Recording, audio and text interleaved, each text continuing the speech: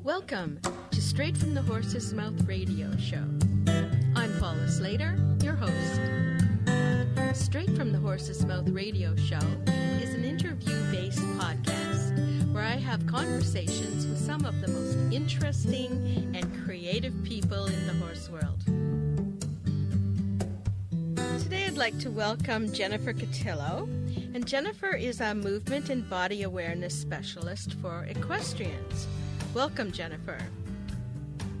Thanks, Paula, for having me on your show. I was wondering if you could tell me, how did you ever get started in this? Well, it's a long and complicated story, and I tend to be long-winded, but I'll try to make it short. Frankly, I think came out of the womb wanting to ride horses. My mom would tell you that the first words of my mouth were horsey, not mama and dada, but I am not blessed, or was never blessed, with a very athletic body. Very uncoordinated, got kicked out of ballet class, last chosen for the sports teams in high school, blah, blah, blah, blah, blah.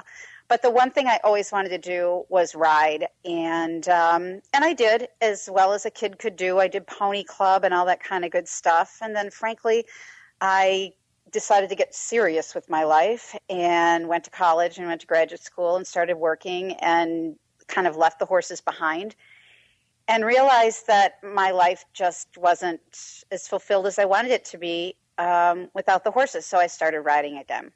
Mm-hmm. Well, adding sitting at a desk, bad posture, bad movement practices, et cetera, had turned my body into a really stiff, crooked mess. And someone snapped a picture of me once and showed it to me, and it showed the epitome of the bad rider, the epitome of the crooked rider. And I'm like, good grief, I'm spending all this time, I'm spending all this money, I'm taking all these lessons, but doggone it, my body isn't letting me do what I want it to do. And I really was at a point where I thought I was just going to give up riding because I couldn't do it. I would have sworn to you I didn't have a left seat bone. It just didn't exist. I was a mutant, I swear. But as serendipity goes, a friend of mine was actually taking Pilates teacher training, and she needed some guinea pigs to work on. And I said, oh, yeah, what the heck? I hate exercise. I hate all this kind of stuff, but I'll do it anyway. And lo and behold, my body started to improve, and my riding started to improve without more riding lessons or a different horse or a different saddle or blah, blah, blah, blah, blah. And it really got to the point where I said, oh my gosh, if this kind of work can help my body, think of what it can do to people whose bodies aren't nearly as mucked up as mine is. And it just sort of started me down this whole path of discovery of different massage techniques and different movement modalities. And, my whole goal is to help people be able to do what they love to do better, easier, with more joy. And when I can do that, I'm a very happy camper. So the exercises that you do, is there a focus area on the body, or is it a total body sort of workout? Everybody's body is different, but there are some key places that usually get stuck. Along the way, I added a lot of Eckhart Miner's Balimo work to the programs that I do, and he is very instrumental in studying places where bodies normally get stuck. And those places are, for riders, their pole, so that occipital joint, where your horse's pole gets stuck a lot, well, so do people's poles. They tend to get stuck sort of in their thoracic area, from sitting at a computer or driving. We get very kind of closed in our chest, and you get kind of locked in there. People's hips and sacroiliac joints, that's the joint that's a couple of joints that are in your pelvis. So, if your pelvis can't move correctly, you really can't, that interface that you have is not optimized. So those are really the key places that I try to unstick people. And then the other kind of general, this is all over your body. Many people's tendons tend to get stuck. So you may stretch and stretch and stretch and stretch, and you still feel like you're not getting anywhere. Well, it may not be that your muscles can't stretch. It's that your tendons are holding them and locking them in place. So I have a variety of different movements or acupressure or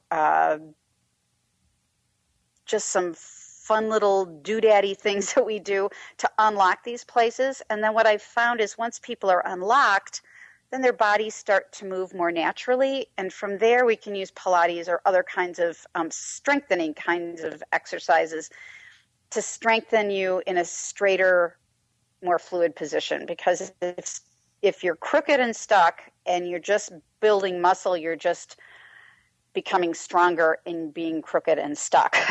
So we have to get you straight and unstuck before we can really move on. And, your horse thanks you when you're unstuck. Yes. And that's what you want, a happy horse. Exactly. So tell me, how much time per day would a person, if they are trying to pursue perfecting their body position, need to devote to the exercises? Well, obviously, if your goal is to be an Olympic athlete, you're going to spend a lot of time working on your body. My focus is for people who really don't have a lot of time. Mm-hmm. They have a full-time job. They may have kids. They may have who knows what. They barely have time to get out to the farm. And, when I say, you need to have this certain regiment and this routine, blah, blah, blah, they look at me like, I don't have one more second to add one more thing that somebody has to tell me I have to do. And so the DVD that I created is really with those people in mind, to give people very simple and easy to do movements. I don't really even call them exercises, because they're things you can do that you don't really have to think about. So if you do try to take a half an hour of your day and watch the news or watch a comedy show or whatever, you can do these movements and not have to be completely and utterly focused on what you do, but they will benefit your body. And you can do them when you get up. You can do them before you ride. You can do them every other day. You can pick 2 or 3 that you love, and you can throw the rest of them out the door. And your body will start to respond. I mean, I've watched it happen. If you can do it every day, great. If you can only do 5 minutes a day one day and half an hour the next, great. Is the key? What is the key, though? I mean, in terms of, all right, let's look at a week, 7 days. What would you recommend, even if it is 5 minutes or whatever? Do you recommend these as daily exercises, or? You know what? It certainly wouldn't hurt. You know what? If you could find 5 minutes a day to do a couple of these things, then I know your riding will improve. I mean, there's one thing that I do every single time before I ride, and if I do forget it, I half the time hop off my horse and do it, because for me, it makes a huge, huge difference. And that silly little exercise is skipping in place. And it's skipping in place with a lot of rotational movement. And the reason it's so good for me is that it's a cross coordination pattern, meaning that the right side of my body is crossing over my left. We're crossing and twisting around in midline. And what that does is it wakes up the left side of your brain to talk to the right side of your body and vice versa. So it helps with your coordination. And as I said before, I was born one of the most uncoordinated people on the planet. So for me, that is a key thing I want to do before I ride all the time. Another thing that I try to do every day is just to massage my pole. I mean, it's not really an exercise, but your pole is the top of your spine, and movement needs to be able to travel smoothly up and down your spine. And if it's stuck someplace, it does slowly. So even though I might not have time to really address every vertebra in my spine, if I can address even the top one or two and get a lot more mobility in my neck, the motion that the horse creates that my body has to absorb will be done a lot more fluidly, a lot more efficiently, and your ride will just go a lot better. And on top of it, even if you don't go riding, your neck will be a lot less stiff, and having a stiff neck just isn't fun. So it's a good thing to do one way or the other. Okay. So people who haven't seen your DVD or any of the videos on YouTube, can you just explain how you would massage the neck? Sure. Both hands on either side? It's really easy. I mean, if you follow your spine up your neck to where it attaches to your head, you'll notice there's kind of a little indent. Everybody has that little indentation. And all you do is you can take your thumb or both thumbs, either one, and you just massage in that little indentation and all around it. And I always tell people, don't be shy, kind of dig in there. And if it hurts because all of those connections are really tight. So if you can really push on that and it doesn't hurt, it means your pole or your occipital joint is really in pretty good shape, and you really don't really need to do that.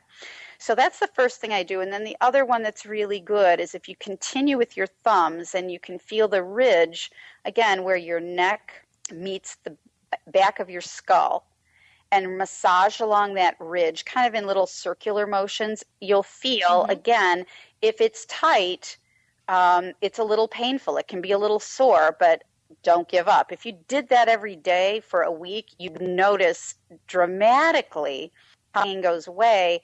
And also a great way to see how effective this is to kind of do a little test. I love to do this with groups of people. So, for instance, I know it works, so I don't do this, but if you sit in your chair and you look to the right without straining and you go, oh, I can see that tree over there, and then you look to the left and you go, and I can see that daffodil over on the other side before you do the massages.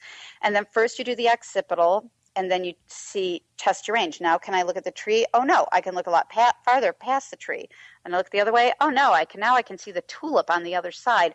And then you do the next massage, you'll see that your range of motion in your neck, I mean, it usually increases exponentially. Wow. So it's really interesting, to be able to see, oh my gosh, this stuff really does work. And, oh, I really do feel a lot better. So that would be an easy one to do. You don't even need to see my DVDs. No, that's good, and you explained it really well. Now, getting back to the exercises, what kind of equipment does a person need for the exercises? That's the other thing that I tried to do with these DVDs. You don't need anything. You don't need anything. I will say that sometimes a nice little exercise ball, a little tiny one, a squishy ball to use as a pillow. So, if you lay down on the floor and your neck is straining, then it's good to have a towel or a pillow or a little squishy ball. That's great. If you don't have that, you can roll up, a dish towel. Doesn't matter. But you can do these in your pajamas. You could do them in a suit. Really, they don't make you sweaty. They don't make you, again, have to go out and buy a bunch of equipment. Really develop this to make them, you really should have no excuses to do them. In fact, that's what the first segment of exercises are called, no excuses. You don't need any fancy equipment. You don't need a lot of time. You don't need to even think about what you're doing. You just kind of do it, and you will feel better. I promise. You will feel better. Mm-hmm. Then the second group of exercises I call thoughtful exercises. They too, you probably won't work up a sweat. You don't need any extra, special equipment. But the second group, you might have to pay a bit of attention to, at least when you first start doing them. But there are also things, again, that I would hope that people can go, gosh, this movement, I really felt a good benefit from. I'm going to do this. And this movement over here, and pick and choose. You don't have to necessarily go through the whole routine every day. You figure out what you like, and then you don't even have to put it in your DVD player. Again, you can be watching your favorite movie and go, oh, yeah, I'm going to do this, I'm going to do that, oh, I need to do this, blah, blah, blah, blah, blah. And that's the whole premise of this whole series of DVDs. Mm-hmm. Now, how many, speaking of the series, how many DVDs in the series? Well, there are 3. One of them is finished and out right now, and that's called Improve Your Riding Through Movement, the Pelvis. I started with that one because I truly believe if your pelvis isn't working correctly, then really nothing in your riding is going to work correctly. Most riding issues, to me, start with an incorrect functioning pelvis. So that's what the first one is about. The second one, which is due out in about a month, is about the upper body. Again, we live in a 20th century world that we sit at computers all the time, we drive all the time, and we get a very closed-in upper body. But I think one of the worst things that riding instructors can tell their students to do is to, pull your shoulders back. I understand why they want to do that, because they're trying to counteract this pulled in position, which is not a very effective position. But when someone just says pull your shoulders back, what that adds to your body is stiffness, which you probably already have. Now you're just adding more to it. And I want a body that's mobile. So the exercises in the second group are how are we going to increase mobility and strength to the upper torso, the head, the neck, shoulder region, chest, pecs, in between the shoulder blades. And then the third one, probably be out sometime in the fall, is on the core. And yes, this is where my Pilates practice comes in. Horses, especially as the bigger moving they are, they expend and put on your body a lot of energy that it has to absorb. So riders need to be strong, not so much that because I want you to manhandle your horse. That's not it at all. I don't want you to manhandle your horse. But in order to absorb the motion that they put off, to stay with them seamlessly when they decide to jump sideways like a rabbit, you need some sort of core strength to keep you centered over their center of balance and their center of gravity. And also, the only way you can truly have independent hands, legs, and arms stability in your core, again, not a stiff core, but a strong fluid core. So the last one is going to help you keep a nice fluid back, strengthen your core, so that you do have the independent aids. Mm-hmm. Now, how long does it take for someone, if they're working, let's say 5 days a week, on these or using these exercises to work on their strengthening of their riding muscles? How long would it take for them to see the difference? I teach clinics around the country, and how we usually do these is I will have someone come in and they ride. And as a group, I really love to involve auditors. As a group, we'll look and go, we're just watching you walk, track, canter. This isn't an equitation class, but where do we think this person is stuck? And I will get somebody off the horse, and we'll do something, and we put them back on the horse, and you'll immediately see a difference. And then we'll go, oh, what about this? We'll take them off. We'll do something else. We put them back on the horse. And within 45 minutes, you'll see a huge difference in somebody's riding. I mean, immediately. And those, if the exercises I chose for that person, they did a couple of times a week, that will stay in their body. And most of those, again, are getting you unstuck in places so that you can follow the motion of your horse. So that kind of work can be very, very quick to see a difference, very effective.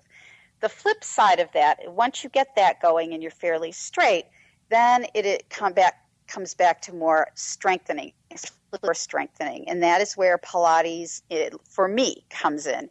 There are other types of core strengthening exercises or modalities, but mine is Pilates.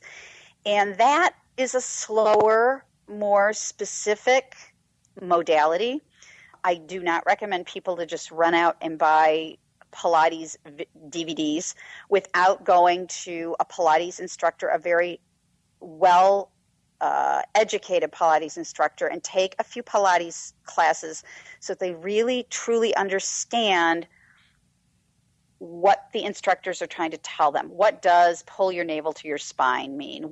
There are certain just key phrases that if you don't understand, it's not that you'll do harm to yourself doing Pilates with these DVDs, but you probably won't get the maximum benefit. So if I have what I tell people in terms of getting long, lean, supple muscles, if you did Pilates twice a week, within a month, you'll see a huge difference. I tend to tell people if they're doing Pilates, the optimum is 2 to 3 times a week. But that is a longer, slower process. Mm-hmm. Where the Balimo stuff, the Feldenkrais stuff, the brain gym stuff that I do tends to be almost like a neuromuscular reset kind of thing. And your body goes, oh, yeah, I remember how to do that. I can do that. Got it. I got it. But building muscle does take a little bit of time. Mm-hmm. Do you want to talk a little bit about, for those people who may not be familiar with brain gym and Feldenkrais and the Balimo. What is the other one? Balimo, right. Yeah, they are all, I'll say similar but dissimilar, but mm-hmm. they're about, I'll try to explain it this way, that your body has hardware and software. And the hardware, the software sometimes needs to be rebooted to get the hardware, the body working. And so mm-hmm. what these are usually tiny little motions, could be breathing exercises that people have discovered along the way that literally reset your neuromuscular connections. I'm trying to think of a good example of one. Well, here's a good one. I'm going to go back to our stiff necks. So a great way to unstiff is to literally just sit comfortably and move your eyeballs to the right and to the left. And if you move your eyeballs to the right and the left for about a minute, and then you see how far you can turn your head, you'll be blown away by the amount of increase in the range of motion. That's a brain gym or a Feldenkrais thing. Again, it's working on the neuromuscular changes within your body. And sometimes it's really kind of freaky weird, some of the stuff that you can do. There are certain places on your body, like right above your belly button and right below your nostrils, that you can rub, and your balance will get better. And people have discovered these over the years, how to get your concentration better, how to get rid of show nerves. I have watched some of this stuff and done some of this stuff. I've had people come to me, they were literally terrified to ride in a clinic, and I used to be that way, so I understand. I mean, practically shaking, and they couldn't concentrate on me. Their poor horse was going, oh my gosh, what's going on? What's wrong? And literally, you can get them off, and this is another eye thing, that you have them look diagonally up to the right and diagonally up to the left, where I find places on their eyebrows and massage it. And you think, what in the world does this have to do with anxiety or anything else like that?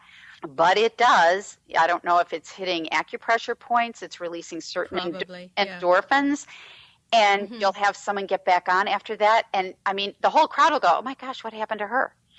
Another great one is they're called thymus thumps. But they're really, if you think of Tarzan, or they beat on their chest. Well, they beat on their mm-hmm. chest because it activates the thymus gland, which sends out endorphins that calms you down. So another thing I'll have people do, if I can just see that they are just like truly afraid, truly nervous, stage fright, so to speak, is do the old Tarzan thumps, and you'll just see them kind of come down. So those are the kinds of things that a brain gym, Feldenkrais. The Feldenkrais tends to be more using little micro movements to re-educate mm-hmm. a joint on the possibilities of movement. So, for instance, I'll use your shoulder. You know, most of us don't spend all day, every day, putting our shoulders through all of the range of motion that God gave us to be able to move it. You know, it's an amazing, but again, we don't usually move it around. But you can really increase your range of motion by making, when I say micro movements, like a millimeter or 2 millimeters, by just softly lifting your shoulder up, up, up from its normal resting position about 20 times, and then pressing it down. Again, just a centimeter, so not very much, and then forward and back, and then you just play with that, go up and back and forward and down, and maybe little tiny circles. So I'm not really doing a whole heck of a lot. It's very internal to the joint, but it's kind of talking to all the proprioception molecules and nerves and all that kind of stuff, going, hey, guess what? Remember this, guys? You really can move up and down and back and forth. You can move like this. It is a possibility, and it stimulates all the little guys in there. They go, oh, yeah, I remember that. I can do that. Eckhart Miners, who studied Feldenkrais, he studied Alexander, he studied Pilates, he said, really, your body has, even someone who's been in an accident or is much older, within your DNA, within every cell, is the knowledge of how you used to be able to move when you were 3. And you should be able to get that back, a lot of it. And people look at me and go, you're out of your mind. And I'm like, I used to think I was out of my mind, but I'm not out of my mind. I've seen it happen. I've seen it work, what I would consider almost miracles. And, not all the time, but a lot of the time. And the joy that someone takes work is just, it's overwhelming. I mean, it's overwhelming. People who thought their backs always were going to hurt after they rode. I mean, I'll get phone calls and letters and hugs and like, oh my God, I rode yesterday and my back didn't hurt. And 3 weeks later, my back didn't hurt. Well, you know what? Riding shouldn't make your back hurt. Not if your body's working in the correct way. It shouldn't. Right. I'm 60 years old. My back hurts or my hips. I'm like, okay, yeah, you're 60, but I know I'm in my 50s and my body is better now than it ever was when I was a teenager or in my 20s. And I ride. And lots of people ride into their 90s. Exactly. Mm-hmm. And again, it doesn't take, I would love to be able to say, oh yeah, everybody else needs to go out and have their own dinner and they need this and they need to spend 3 hours working out. And no, most people they don't want to do that. They don't have time. But I do know that the stuff that I offer to people can make their riding much more pleasurable, both for them and their horse. I mean, if your back is hurting, you're probably causing your horse's back to hurt. If you're so unstable that all you ever do is grip, I don't like a tight belt on, and I can't imagine a horse likes a tight, grippy leg, or you think you're going to fall off because you've lost balance and coordination, and so you grip the reins. Your horse doesn't like that either. So this work is not only for people, it's for their horses. And it's not only for riding, it's to make your quality of life better. Right. Because if your back isn't hurting when you're riding, it's probably not going to be hurting the rest of the time. Yeah. The rest of the time. Exactly. Wow. That's great. Well, I think that, yes, even if listeners visit your website, the videos that you have there are very informative and instructive. So even that amount of, instruction can help you. And I think that you describe it very well as you're demonstrating the exercises. Well, thank you. So good for you. Yes. I'm looking forward to your DVDs. And I'm wondering, Jennifer, if you could give us your URL and all the different ways that people can reach you. Absolutely. I'm at www.jenniferkotylo.com, which is a tough one, but it's JenniferKotylo.